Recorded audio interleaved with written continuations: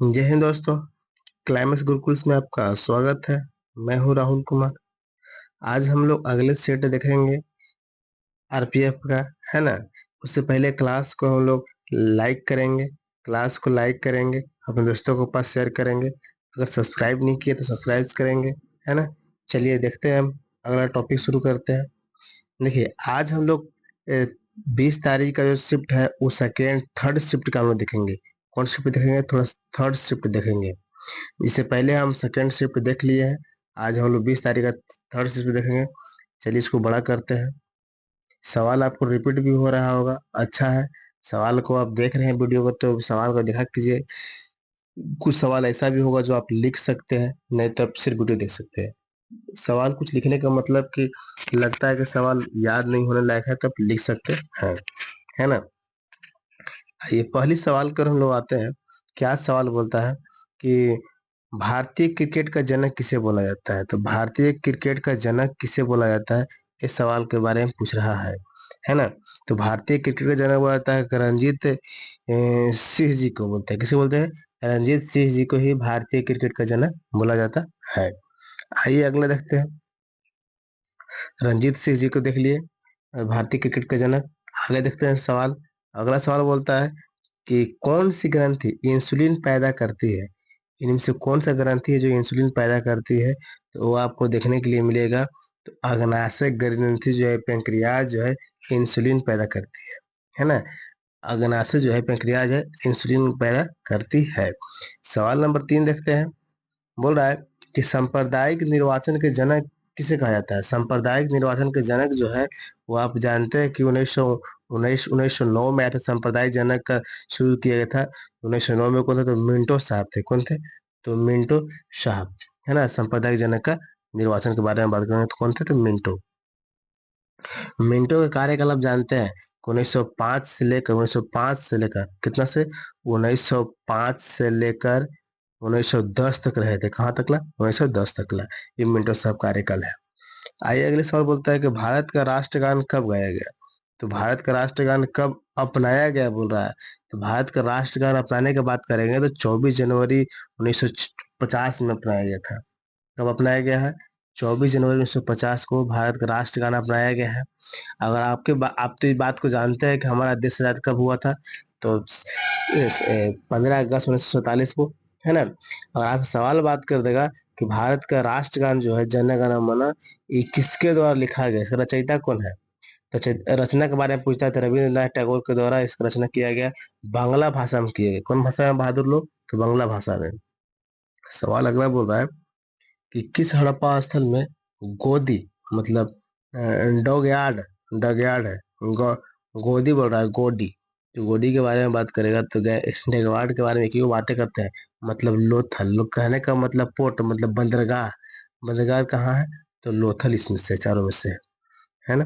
आगे, मसौदा समिति के अध्यक्ष कौन थे? मसौदा, आप जानते हैं जब प्रारूप समिति जब अंतरिम सरकार का गठन किया गया 1946-47 में, तो उसमें अलग अलग पार्टी, अलग अलग लोग का अलग अलग पोस्ट दिया गया था, मंत्री बनाया गया था। तो ये बोल रहा है कि मसौदा समिति का अध्यक्ष है। तो मसौदा समिति का जो अध्यक्ष है वो आपको रवि बी आर अम्बेडकर साहब थे। बी आर अम्बेडकर साहब थे, है ना।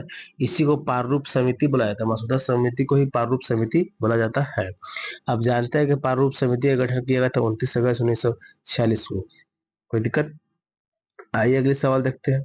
सवाल बोल रहा है कि स्लाइडिंग घर्षण, स्थिति घर्षण में से क्या होता है, मतलब अंतर बता रहा है। स्लाइडिंग घर्षण और स्थिति घर्षण में क्या होते हैं? तो है ना, तो ये आपको आंसर लगा देंगे। सात को छोटा होता है। स्लाइडिंग घर्षण जो है ना, स्थिति घर्षण से क्या होता है? तो छोटा होता है। क्या होता है? तो छोटा। अगले सवाल देख लीजिए। निम्न में से किसमें झिल्ली से बंधे कोशिका अंग, झिल्ली से बंधे कोशिका अंग नहीं होते हैं? झिल्ली से बंधे कोशिका अंग नहीं होते हैं। तो आपको ऑप्शन नंबर आपको, तो ऑप्शन नंबर 8 का, क्वेश्चन नंबर 8 का हम लोग बोलिए क्या होना चाहिए? क्वेश्चन नंबर 8 के ऑप्शन नंबर बी है। क्या दिया गया है? Option number B, prokaryotics. Prokaryotics. 9 क्या बोलता है कि योगा अभ्यास में मछली की मुद्रा को क्या कहते हैं? योगाभ्यास से मछली को मुद्रा क्या कहता है? तो मत्स्यन कहते हैं। क्या कहते हैं? तो मत्स्यन, मत्स्यन कहा जाता है। अगले सवाल आते हैं। सवाल नंबर देख लेते हैं हम लोग 10। 10 बोल रहा है निम्न में से कौन सी फसल खरीफ फसल है? तो खरीफ कहने का मतलब है ना कि जो जिसमें पानी की मात्रा ज्यादा होता है। देखिए तो खरीफ फसल में आपको एक ही इसमें दिख ही रहा है। और कौन है? तो बाजरा। बाजरा है खरीफ फसल। देखिए गेहूं कब कटता है? गर्मी के टाइम अभी कटता है। जो गर्मियों के टाइम कट रहा है उसका पानी कमी हो जाता है, तो गर्मी ये तो गेहूं हो गया, तो गर्मी में कटा, तो ये खरीफ फसल नहीं है, ये क्या है? रबी फसल। ये क्या है? रबी फसल। ये क्या है? रबी फसल, क्योंकि सब गर्मी में कटता है। लेकिन बाजरा हो गया, धान हो गया, ये कब होता है? तो ठंडा के टाइम पर। इसका पानी का मात्रा ज्यादा चाहिए। रबी फसल का मतलब है पानी की मात्रा ज्यादा चाहिए। जैसे आपका हो गया बाजरा, धान हो गया, और जो भी खेती होता है जिसमें पानी की मात्रा ज्यादा होता है ना, उसको बोलते हैं खरीफ फसल। और जिसमें पानी की मात्रा कम होता है उसको बोलता है रबी फसल। सबका समय भी पूछता है कि खरीफ फसल कब होता है, रबी फसल कब होता है ना। तो अगर रबी फसल के बारे में बात करेंगे तो जून जुलाई में बुनाता है बहादुर लोग, और सितंबर अक्टूबर में कटता है। सितंबर अक्टूबर में कटा है कि नहीं? मक्का बोलता है, गेहूं वगैरह सितंबर अक्टूबर में। यही सवाल बोलता है कि जून जुलाई में बुनाई जाती है। और खरीफ फसल किसके खरीफ फसल के बारे में देख रहे हैं। खरीफ फसल कि जून जुलाई में बुनाता है, और क्या कहते हैं, और सितंबर अक्टूबर में कटता है। आइए अगले सवाल देखते हैं। सवाल नंबर अगला क्या बोल रहा है कि निम्न में से किस देश को सफेद हाथियों का देश भूमि कहा जाता है? तो थाईलैंड को सफेद हाथियों का भूमि कहा जाता है है ना बहादुर लोग?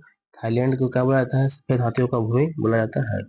अगली बोला है बुक्सा बाघ अभ्यारण्य। बुक्सा जैसे बोलेगा तो पश्चिम बंगाल बोलेंगे।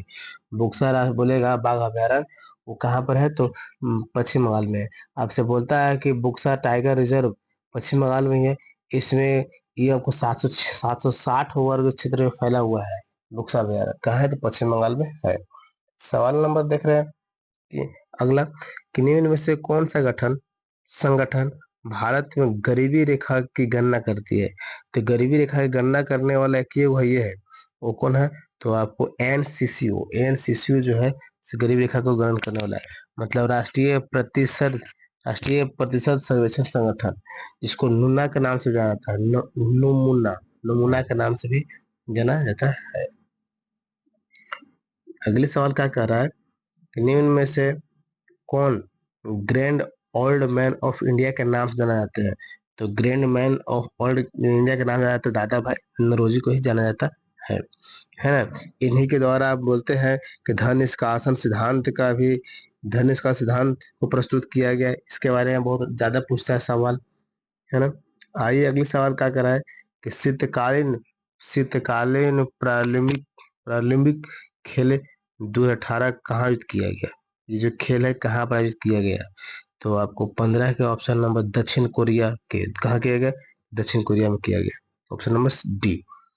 बोल रहा है कि करारा स्टेडियम कहाँ स्थित है? तो करारा स्टेडियम जो है से आपको ऑस्ट्रेलिया में कहाँ है? करारा स्टेडियम कहाँ है? तो ऑस्ट्रेलिया में है। कोई दिक्कत? अगली सवाल बोल रहा है 17 नंबर कि भारत में पोर्टफोलियो प्रणाली प्रथम प्रथम किसने प्रारंभ किया? पोर्टफोलियो प्रणाली जिसके द्वारा प्रारंभ किया गया, तो ये आपको लॉर्ड कैनिंग के जमाना में ही चालू किया गया था। कब किया गया था? तो लॉर्ड कैनिंग के जमाना में ही चालू किया गया था। शासक का नाम पूछ रहा था। अगले सवाल है कि परमाणु भौतिक शास्त्र के जनक किसे कहा जाता है? परमाणु भौतिक शास्त्र के जनक रदरफोर्ड को बोला जाता है। किसे? तो अर्नेस्ट रदरफोर्ड को बोला जाता है। अगले सवाल कि किस नदी पर हीराकुंड बांध बनाया गया? किस नदी पर हीराकुंड बांध बनाया गया है? तो आप जानते हैं इसके बारे में। महानदी जो है, इस महानदी पर हीराकुंड बांध बनाया गया है। आपसे पूछ रहा है कि महानदी है कहाँ? उड़ीसा राज्य में संबलपुर से लेकर कुछ दूर तक फैलता है ना। इसके निर्माण के बारे में बात करते हैं। हीराकुंड बांध का निर्माण तो 1957 में किया गया था। 1957 के आसपास में इसका शुरू बनाया गया, 57 में बनाया गया है ना। लगभग 26 किलोमीटर में है। सवाल अगला बोला कि निम्न से किसने प्रसिद्ध खेल सांप सीढ़ी का सृजन किया था? सांप सीढ़ी का सृजन किया था किस प्रसिद्ध खेल में? सांप सीढ़ी। तो इसके ऑप्शन लगाएंगे हम लोग आंसर। तो 20 का हम लोग आंसर लगा देंगे ज्ञान दो। ज्ञान दो क्या लगाएंगे? तो ज्ञान दो। आइए अगले सवाल देखते हैं। सवाल नंबर 21 देखते हैं कि सवाल 21 बोल रहा है कि टेरिटरी पद किस स्पोर्ट खेल से संबंधित है? टेरिटरी जो है किस खेल से संबंधित है? तो टेरिटरी हम लोग बात करें कुश्ती से संबंधित है। किससे? तो कुश्ती से, है ना। इसका मतलब होता है क्या चीज? जिसका अर्थ होता है जमीन पर। टेरिटरी का मतलब होता है जमीन पर, इसका अर्थ होता है। तो कुश्ती कहाँ होता है? जमीन पर होता है ना। उरुग्वे की राजधानी, उरुग्वे की राजधानी के बारे में सवाल कर रहा है। उरुग्वे की राजधानी हम लोग बोल देंगे ऑप्शन नंबर सी। और मोंटेविडियो, मोंटेविडियो देखिए हर सेट में ये राजधानी पूछ रहा है। आप राजधानी देखा कीजिए, ये क्लास के बाद थोड़ा बहुत गूगल से करके, यूट्यूब से करके, कहीं से आप थोड़ा बहुत राजधानी याद किया कीजिए, ताकि हर सेट में प्रीवियस सवाल में हर सेट में मिल रहा है राजधानी, है ना। सवाल नंबर अगला देखते हैं कि शासी निकाय अल्खी बोल रहा है कि AKFI का पूर्ण रूप क्या है ना। तो इसका हम लोग आंसर लगाएंगे 23 का। तो 23 का हम लोग डी लगाएंगे। क्या लगाएंगे? Option number D. इसको आप कॉपी पर लिख लेंगे। आपको क्या बोलते हैं, पूर्ण रूप फुल फॉर्म सवाल बहुत करते रहता है, इसका कॉपी पर लिख लेंगे, है ना। आइए अगले सवाल क्या बोल रहा है कि सरकारी कर्मचारियों के चयन के लिए खुली प्रतियोगिता की प्रणाली का प्रारंभ किस अधिनियम के तहत शुरू किया गया? तो कौन सा अधिनियम आया था जिसे खुली प्रतियोगिता शुरू कर दिया गया? तो चार्टर, चार्टर आया था 1853। 1853 1853 से लेकर 1922 तक ला ये प्रतियोगिता होता था आप लंदन में। लेकिन 1922 के बाद ये प्रतियोगिता कहाँ शुरू हो गया? तो भारत में हो गया, है ना। इस चीज को कॉपी पे लिख भी लेंगे। ये जो चुनाव, ये जो सब वैकेंसी आता है, हम लोग चुनाव देते हैं, चुनाव बोल रहे हैं, एग्जाम देते हैं, कि प्रतियोगिता होता था 1953 शुरू किया गया ये चार्टर के तहत। कब तक चला है? तो 1922। और पूरा का पूरा लंदन में होता था। लेकिन भारत में शुरुआत के बारे में बोले तो 1922 से शुरू किया गया। अगला सवाल क्या बोल रहा है कि वायु द्रव्यमान में उपस्थित जलवाष्प की मात्रा को कहते हैं। जलवाष्प की मात्रा को क्या कहा जाता है? तो 25 का हम लोग सवाल आंसर देख लेते हैं। तो 25 का आंसर हम लोग लगा दीजिए। जलवाष्प की मात्रा को तो आमतौर पर आर्द्रता बोला जाता है। क्या बोलते हैं? आर्द्रता। सवाल 26 बोलता है कि जब कर लगाने से मूल्य में अम, अनुपातहीन वृद्धि होती है तो क्या दर्शाता है? जब बोला कि जब कर लगाने से मूल्य में अनुपातहीन वृद्धि होती है तो इसको क्या हम लोग बोलते हैं? तो सोपानी प्रभाव बोलते हैं। क्या बोलते हैं? सोपानी प्रभाव। ऑप्शन नंबर ए हो जाएगा। अगली सवाल क्या बोल रहा है, निम्न में से किस महाद्वीप में मनुष्य नहीं रहते हैं? मनुष्य नहीं रहते, तो मनुष्य नहीं रहते हैं तो अंटार्कटिका जो है, जो वहां पर सेटेलाइट वगैरह लगाया जाता है, लोग जाकर अपना गैर डंडा खोलते हैं वहां पर अंटार्कटिका। ऑप्शन नंबर क्या लगा देंगे? तो अंटार्कटिका। बाकी सब जगह तो ये है। अगली सवाल क्या बोल रहा है, निम्न में से कौन से भारत के सबसे पुराने सिक्के हैं? सबसे पुराने सिक्के के बारे में बात करेगा तो आप यकीन को जानने में करते हैं कि पंचमार्क जो सिक्के थे, पंचमार्क सिक्का, ऑप्शन नंबर ए, बी, इस सिक्का सबसे पुराने सिक्का है ना। सबसे छठ छठी 5वीं शताब्दी में इसको शुरुआत किया गया था। कब? छठी 25 शताब्दी में इसको शुरुआत किया गया, है ना। इसका निर्माण धातु के टुकड़ों पर, धातु को मतलब धातु के टुकड़ा पर पेड़, मछली, सांप, हाथी, ये सब का आकृति इस पर बनाया जाता था, है ना। आइए अगले सवाल आते हैं। सवाल बोल रहा है कि waiter government of India, waiter government of India के लिए अधिनियम के बाद किसे भारतीय प्रशासन पर संपूर्ण अधिकार हो गया, अधिकार कर दिया? किसने? तो इसका ऑप्शन है ब्रिटिश क्राउन। ब्रिटिश क्राउन के द्वारा। मतलब कि देखिए इस सवाल से कहने का मतलब है ना, देखिए 1773 से लेकर 1857 तक ला कंपनी रूल था। और 1857 के बाद जैसे शुरू होगा सिपाही विद्रोह, तो यहाँ के बाद 58 से शुरू होगा, 58 से 1947 तक क्राउन का रूल हो जाता है। तो यही बोल रहा है कि जब ये अधिनियम आया था तो उस समय किसका था? तो अब वो ब्रिटिश क्राउन का, है ना। आइए अगले सवाल पर आते हैं। सवाल नंबर 30 है, तो इसको थोड़ा सा बड़ा कर लेते हैं। चलिए क्या सवाल बोल रहा है 30 नंबर कि राजनीतिक में हिल के कार्यकाल का उल्लेख किसमें किया जाता है? हिल्ब कार्यकाल का उल्लेख, कार्यालय का उल्लेख किसमें किया गया है? तो आपको 30 के आंसर लगाएंगे संसदीय प्रथा में। इसमें संसदीय प्रथा, तो ऑप्शन नंबर क्या हो जाएगा? तो डी हो जाएगा। अगली सवाल बोल रहा है निम्न में से किस अधिनियम में महात्मा गांधी भारतीय राष्ट्रीय कांग्रेस के अध्यक्ष चुने गए थे? तो बेलगांव में चुने गए थे। कहाँ चुने गए थे बहादुर? बेलगांव। कब चुने गए थे? तो 1924 में। कब? 1924 में। अगली सवाल देख लीजिए। बोल रहा है कि निम्नलिखित में से कौन ज्वालामुखी द्वीप बंगाल की खाड़ी में है? तो बंगाल की खाड़ी में क्यों द्वीप दिख रहा है और कौन दिख रहा है बहादुर? तो वो आपको बैरन और नारकोंडम ज्वालामुखी है ना, भारत की यही दो है ना। तो ये आपको आंसर हालांकि लगाएंगे, कुछ लगाएंगे, बैरन लगाएंगे, है ना। नारकोंडम, ये आपको बैरन, बैरन और ना नारकोंडम, नारकोडम, ये दो को ज्वालामुखी जो है से कहाँ है? भारत में है। एक को बैरन द्वीप और ये जो ज्वालामुखी, दोनों को दोनों भारत में है। और अंडमान और निकोबार केंद्र शासित के अंतर्गत आते हैं दोनों को। है बंगाल में खड़ी है नहीं, लेकिन अंडमान और निकोबार के क्षेत्र में ही पड़ते हैं। सवाल अगला बोल रहा है, सवाल कि सरकार वे कर लगाती है जो आय पर निर्भर नहीं है। सरकार वे कर लगाती है जो आय पर निर्भर नहीं है, उन्हें क्या कहते हैं? उन्हें कहते क्या है? तो आपको ऑप्शन नंबर हो जाएगा बी। क्या हो जाएगा? एक मुसत कर बोलते हैं। क्या बोलते हैं? एक मुसत कर, है ना। एक प्रकार के अप्रत्यक्ष कर हुआ करता है ना, जीएसटी जैसा लगता है। सवाल अगला बोल रहा है कि किसी वस्तु में इसकी गति के कारण, किसी वस्तु में इस गति के कारण रहने वाली ऊर्जा निम्न में से कौन सी है? किसी वस्तु में से गति के कारण रहने वाली ऊर्जा निम्न में से कौन सा, इनमें से कौन है? तो गतिज ऊर्जा है। तो option number D. Option number क्या हो जाएगा? डी हो जाएगा। आइए देख लीजिए सवाल नंबर 35। दूसरे गोलमेज सम्मेलन में कांग्रेस की तरफ से कौन व्यक्ति गए थे? तो गांधी जी गए थे। कब गए थे? तो गांधी के साथ बहुत सारे लोग गए थे, है ना। 1931 में। दूसरा गोलमेज सम्मेलन कब हुआ था? प्रथम अगर गोलमेज सम्मेलन बोलेगा तो 1930 में, दूसरा गोलमेज सम्मेलन बोलेगा तो 1931 में, और तीसरा गोलमेज सम्मेलन बोलेगा तो 1932 में, है ना, 1932 में। चलिए, तो 1931 में दूसरा गोलमेज सम्मेलन हुआ था, जिसमें गांधी जी क्या किए थे? भाग लिए थे, है ना। ना पहला में लिए ना तीसरा में लिए कौन में? दूसरा में। अगले सवाल बोल रहा है कि भारत की संविधान सभा की यूनियन पावर समिति की अध्यक्ष किसने की? मतलब बोल रहा है कि भारत की संविधान सभा की यूनियन पावर समिति की अध्यक्षता किसने किया था? तो किसने किया था अध्यक्षता? तो आपको जवाहरलाल नेहरू के द्वारा किया गया। किसके द्वारा? जवाहरलाल नेहरू के द्वारा किया गया था। लेकिन सवाल बहुत मस्त है। अगले सवाल क्या बोल रहा है कि निम्न में से किस रसायन में फल की सुगंध आती है? तो फल की सुगंध आपको एस्टर में फल की सुगंध आता है। एस्टर में फल की सुगंध आता है।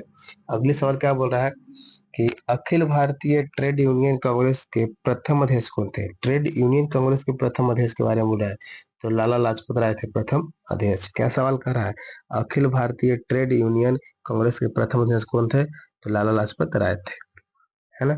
सवाल लिख लीजिए 39 कि महाराष्ट्र में रामोसी किसान सेना का नेतृत्व निम्न में से किस क्रांतिकारी द्वारा किया था? रामोसी, देखिए रामोसी बोल रहा है, रामोसी विद्रोह के बारे में बात करते हैं। तो आइए ऑप्शन देख लेते हैं। तो ऑप्शन ऑप्शन देख लेंगे। तो वासुदेव वसंत फड़के थे। कौन थे? वासुदेव वसंत फड़के, है रामोसी का नेतृत्व इन्हीं के द्वारा किया जा रहा था। कहा? तो महाराष्ट्र क्षेत्र में। सवाल बोल रहा है सौरमंडल का सबसे कम घना ग्रह कौन सा है? कम घना, तो घना ग्रह है लेकिन सबसे कम घना ग्रह कौन है? तो शनि जो है सबसे कम घना है। यही चलते इसको बोलते हैं कि घना तो बहुत कम है, तो इसको बोलते हैं तैरता हुआ ग्रह भी बोला जाता है। क्या बोला जाता है इसको? तैरता हुआ ग्रह, है ना।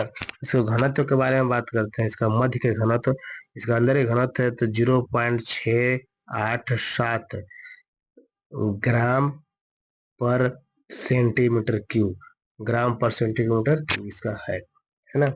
चलिए अगले सवाल क्या बोल रहा है कि किस वर्ष फेडरल कोर्ट ऑफ इंडिया की स्थापना किया गया? फेडरल कोर्ट ऑफ इंडिया, किस वर्ष फेडरल कोर्ट ऑफ इंडिया का स्थापना किया गया? 1937 में फेडरल कोर्ट ऑफ इंडिया की स्थापना थी। फेडरल कोर्ट ऑफ इंडिया है क्या?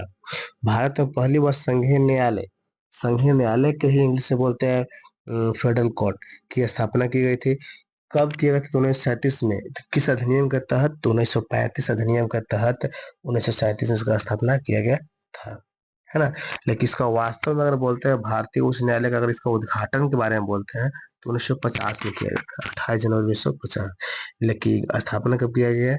ठीक है, और उद्घाटन वाला किया था। बोले अगस्त ऑफर कब आया था? तो अगस्त ऑफर के बारे में कब आया था? अगस्त ऑफर 1940 में आया था। 8 अगस्त 1940 को आया था अगस्त ऑफर। इसी को बोलते हैं अगस्त ऑफर के नाम से, है ना। लॉर्ड लिन लिथगो के द्वारा पेश किया गया था। उस समय का वायसराय कौन था? तो लॉर्ड लिन लिथगो, है ना। अगले सवाल क्या बोल रहा है? इसका आंसर हम लोग मार लेंगे 40। अगला सवाल बोला निम्न से किस देश का विश्व में सबसे बड़ा समुद्री तट है?